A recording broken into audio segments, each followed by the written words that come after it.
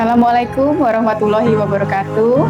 Perkenalkan, saya Dr. Feranita Prabaningrum sebagai dokter spesialis kedokteran fisik dan rehabilitasi di Poli Rehab Medik Rumah Sakit Umum Al-Islam Mawardi. Pada kesempatan kali ini, kita akan mencoba membahas lebih banyak mengenai osteoartritis lutut atau yang sering kita kenal dengan istilah pengapuran sendi lutut.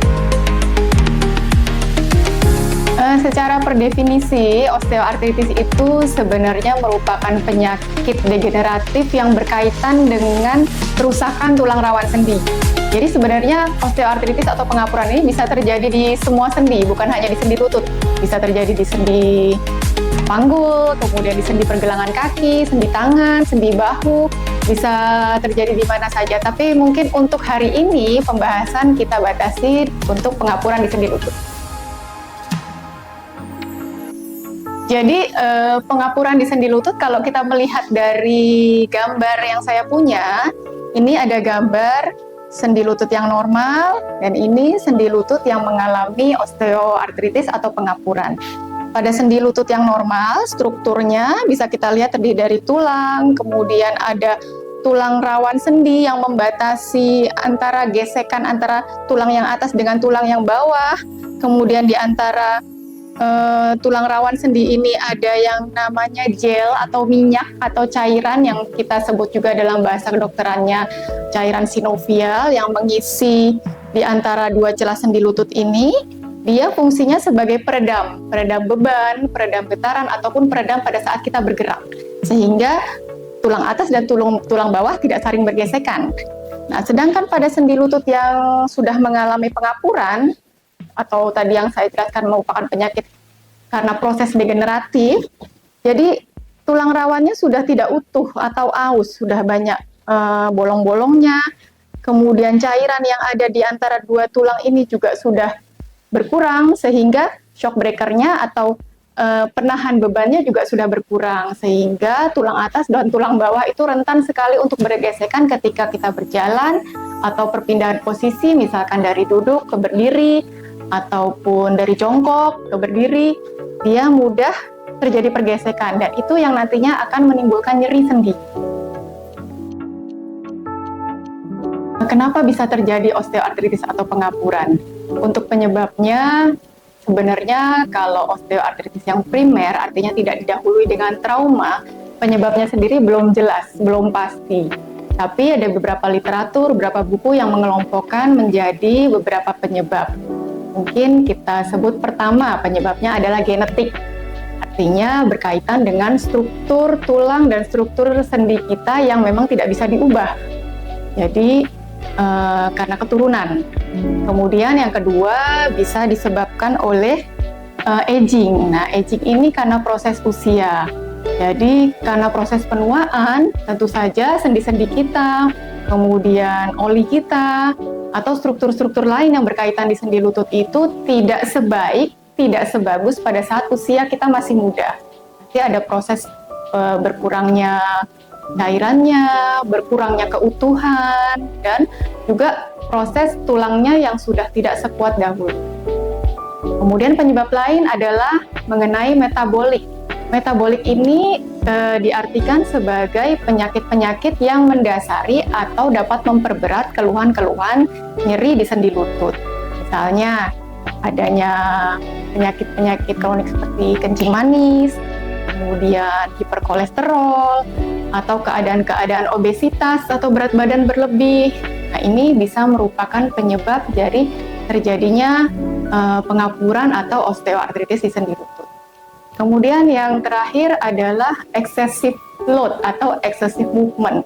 Artinya, jika kita memang diharuskan, misalkan pekerjaan kita mengharuskan kita bekerja yang bebannya tertumpu di sendi lutut, misalnya harus mondar-mandir dalam jangka waktu yang panjang atau jarak jauh, harus naik turun tangga, harus jongkok berdiri, harus angkat-angkat beban, itu adalah beban yang berlebihan yang ditanggung oleh sendi lutut, dan nantinya akan mempercepat terjadinya degenerasi atau proses pengapuran di sendi lutut. Untuk gejala osteoartritis atau pengapuran sendi lutut ini biasanya pasien datang kepada kami dengan keluhan awalnya adalah nyeri sendi lutut. Baik nyeri sendi di lutut bagian depan, bagian samping, dengan berbagai variasi nyeri seperti yang kemeng, kemudian seperti ditusuk, seperti jarum, dengan berbagai derajatnya. Keluhan awalnya biasanya terjadi nyeri sendi. Kemudian yang kedua, biasanya pasien juga mengeluh ada bunyi kretek-kretek atau perasaan kretek-kretek ketika dia menggerakkan sendi lutut. Artinya misalkan berjalan kok seperti ada kretek-kretek, atau bangun tidur ada kretek-kretek. Itu yang dinamakan krepitasi, merupakan salah satu dari gejala mulainya terjadi osteoartritis. Kemudian ada lagi gejala lain seperti yang kita sebut morning stiffness. Morning stiffness adalah kaku pagi hari. Biasanya dikeluhkan oleh pasien pada saat pagi bangun tidur, lututnya agak kaku untuk digerakkan. Tapi setelah dicoba berjalan beberapa lama, beberapa jauh, atau dicoba digerak-gerakan, kaku itu akan semakin menghilang dan biasanya tidak lebih dari 30 menit. Tambahan lain, jika memang berlanjut, nyeri itu semakin parah, biasanya terjadi pembengkakan di daerah sekitar sendi lutut. Kemudian juga ada kekakuan gerak sendi yang berlanjut, tidak hanya sampai 30 menit. Atau juga kalau sudah lebih lanjut lagi, bisa terjadi perubahan bentuk sendi itu. Jadi ada yang datang dengan keluhan sudah lututnya bengkok, umumnya seperti huruf O. Jadi itu sudah ada deformitas, sudah ada penyempitan di salah satu ruas sendi lutut, sehingga akan terjadi gangguan pada saat jalan ataupun juga instability pada saat kita berjalan. Jadi seperti nggak seimbang karena sudah berlanjut biasanya proses osteoartritis itu. Jadi siapa saja yang bisa terkena pengapuran sendi lutut ini? Kalau berdasarkan penyebabnya seperti yang sudah saya bahas di awal tadi, ada masalah genetik yang menjadi penyebab pengapuran sendi lutut ini. Berarti semua orang punya resiko yang sama untuk terkena pengapuran sendi lutut sesuai dengan genetiknya.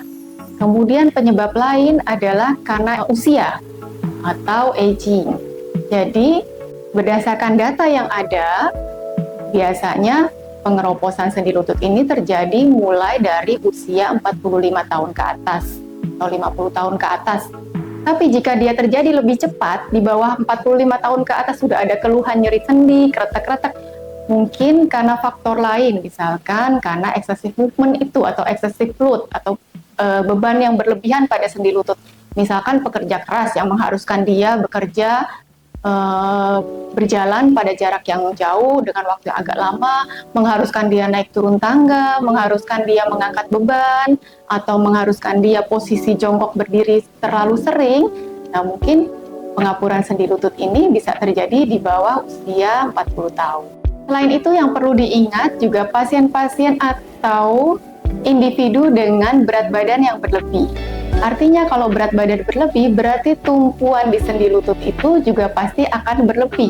Beban yang ditanggung oleh lutut untuk kita proses berjalan, proses transfer dari duduk berdiri, dari jongkok berdiri pasti akan lebih daripada orang-orang atau individu dengan berat badan yang normal. Jadi perlu diperhatikan dengan berat badan ini karena biasanya itu juga yang paling sering. Jika sudah terjadi pengapuran sendi lutut, sembuhnya juga akan sulit kalau berat badan tidak diatasi. Nah, mungkin untuk kasus-kasus misalkan atlet, pemain bola, atau atlet-atlet lain yang mempunyai nyeri lutut, sebenarnya diagnosisnya juga belum tentu osteoartritis lutut atau pengapuran. Mungkin ada struktur-struktur lain di sekitar lutut itu yang cedera. Jadi di lutut itu ada tulang rawan, kemudian ada cairan, ada shock breaker seperti plate yang namanya meniskus yang berfungsi untuk penahan beban atau penahan getaran, ada urat yang menopang supaya lutut itu stabil, gak goyang-goyang, supaya kita bisa berjalan, berlari, dan melakukan aktivitas yang agak berat dengan lebih stabil. Nah, mungkin pada orang-orang pada atlet, pada pekerja keras lain, belum tentu itu nyeri lututnya disebabkan oleh pengapuran. Mungkin cedera di ligamennya atau jaringan ikatnya, mungkin robek di meniskusnya atau shock breaker yang menahan beban tadi. Jadi memang untuk diagnosis pengapuran sendi lutut ini sudah ada kriteria diagnosisnya sendiri yang meliputi tadi yang saya sebutkan, ada nyeri sendi, ada krepitasi, kemudian ada morning stiffness yang akan ditunjang dengan pemeriksaan-pemeriksaan laboratorium atau pemeriksaan-pemeriksaan radiologi. Jadi memang dengan nyeri sendi ini banyak macamnya, banyak variasi penyebabnya, dan mungkin harus dikonsultasikan ke dokter yang bersangkutan untuk mengetahui diagnosis persisnya sehingga nanti penanganannya juga lebih tepat. Jika ada pertanyaan apakah pengapuran sendi lutut ini bisa disembuhkan, sebenarnya tidak bisa disembuhkan karena ini proses penuaan, proses degenerasi, jadi tidak bisa dihentikan. Tapi jika dengan penanganan yang baik dan tepat, maka yang kita harapkan adalah proses kerusakan atau proses degenerasi yang terjadi pada tulang rawan sendi kita dapat diperlambat atau mungkin dicegah. Kemudian paling tidak keluhan awalnya nyeri itu yang dapat kita atasi sehingga aktivitas kita dapat tetap aktif. Kalau kita tetap aktif kan kualitas hidup kita akan lebih meningkat. Untuk penanganan ketika kita sudah mengeluh adanya nyeri pada sendi lutut, sebaiknya awalnya kita konsultasikan kepada dokter yang berkompeten terhadap masalah ini. Tapi pada prinsipnya, penanganan nyeri sendi lutut yang pertama adalah harus mengurangi beban yang menyebabkan nyeri tersebut. Juga jangan lupa kita harus memperbaiki nutrisi yang masuk ke sendi lutut itu.